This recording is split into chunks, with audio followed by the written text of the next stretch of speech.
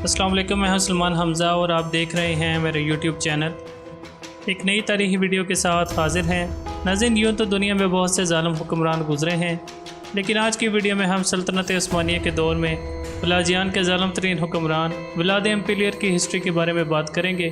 مگر اس سے پہلے آپ سب سے گزارش ہے کہ اگر آپ نے میرا چینل ابھی تک سبسکرائب نہیں کیا تو کائنڈلی کر لیں تاکہ میری ہر نئی آنے والی ویڈیو کا نوٹیفیکیشن آپ تک پہنچ جائے۔ تو چلیے ویڈیو کو سٹارٹ کرتے ہیں۔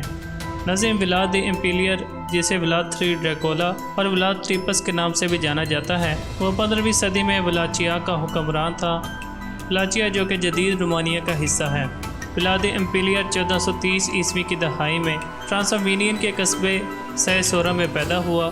اس کا تعلق ایک شریف خاندان ہاؤس آف ڈریکولیسٹی سے تھا، جو کہ اس وقت ولاچیان پر حکومت کر رہا تھا۔ ولاد اپنے دشمنوں سے نپٹنے کے لیے خوفناک طریقے کی وجہ سے مشہور تھا۔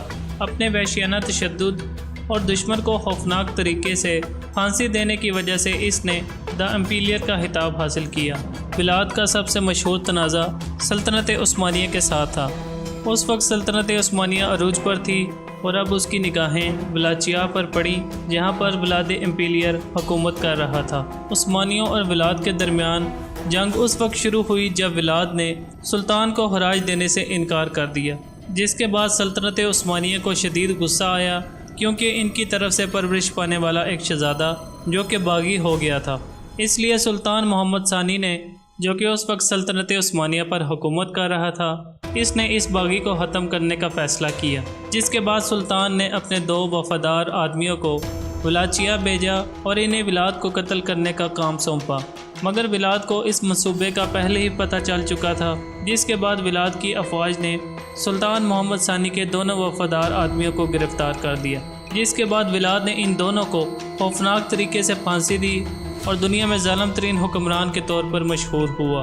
1462 عیسوی میں ولاد ایمپیلیئر اور سلطنت عثمانیہ کے سلطان محمد دوئم کے درمیان شدید جنگ ہوئی۔ اس جنگ میں ولاد ایمپیلیئر نے سلطنت عثمانیہ کی ایک بڑی فوج کو شکست دی۔ اس نے حیران کن طور پر عثمانی فوج پر رات کو حملہ کیا اور ان کے خوراک کے ذرائع کو مکمل طور پر تباہ کر کے رکھ دیا، اور اس نے پانی کے کنوؤں کو بھی زہر آلود کر دیا، جس کے بعد عثمانی افواج کے حوصلے پست ہو گئے۔ 16 جون کو ہی ولاد ایمپیلیئر نے مٹھی بھر آدمیوں کے ساتھ مل کر عثمانی فوج پر رات کو حملہ کیا۔ وہ ترکوں کا لباس پہن کر کیمپ میں داخل ہوا۔ اس کا مقصد سلطان کو پکڑنے یا قتل کرنے کی کوشش تھی۔ اگرچہ ولاد اس مقصد میں کامیاب تو نہ ہو سکا، مگر اس کو پکڑنے کی کوشش میں ترک افواج نے ایک دوسرے کو مارنا شروع کر دیا، مگر پھر بھی عثمانی افواج نے اپنی پیش قدمی جاری رکھی۔ جب وہ ٹارگو وسٹا کے قصبے میں پہنچے تو ان کی حیرت کی انتہا نہیں تھی، کیونکہ قصبہ بالکل ویران تھا اور ولاجیان فوج کی بجائے وہاں پر صرف مردوں، عورتوں اور بچوں کی لاشیں تھیں۔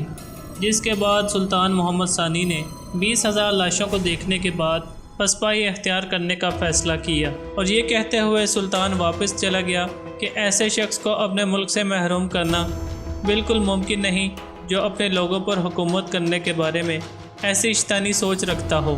چنانچہ محمد دوئم پیچھے ہٹ گیا اور اس نے ولاد کے چھوٹے بھائی راڈو دی ہینڈسم کو فلاجیا کے تخت کے لیے لڑنے کے لیے چھوڑ دیا۔ ولاد ایمپیلیئر کی موت دسمبر میں ہوئی جب وسراب لایوٹا نے سلطنت عثمانیہ کی حمایت سے ولاچیا پر حملہ کیا اور اس جنگ میں ولاد مارا گیا۔ اسٹیفن دی گریٹ کے لکھے گئے خط کے مطابق ولاد ایمپیلیئر کے جسم کو ٹکڑے ٹکڑے کر کے اس کا سر سلطان محمد ثانی کو بھیج دیا گیا تھا۔ ایک خوفناک اور شفاق حکمران کے طور پر ولاد دی ایمپیلیئر کی شہرت کا رومانیہ اور یورپی لوک داستانوں پر بڑا گہرا اثر ہے، جس کو اکثر ویمپائر لیجنڈ کے نام سے منسلک کیا جاتا ہے۔ امید ہے کہ آج کی یہ ویڈیو آپ کو ضرور پسند آئی ہوگی۔ اگر ویڈیو اچھی لگی ہو تو ویڈیو کو لائک کریں، شیئر کریں اور چینل کو سبسکرائب کرنا نہ بھولیے گا۔ ملتے ہیں اگلی ویڈیو میں کسی نئے ٹاپک کے ساتھ، تب تک کے لیے مجھے دیجیے اجازت۔ اللہ حافظ۔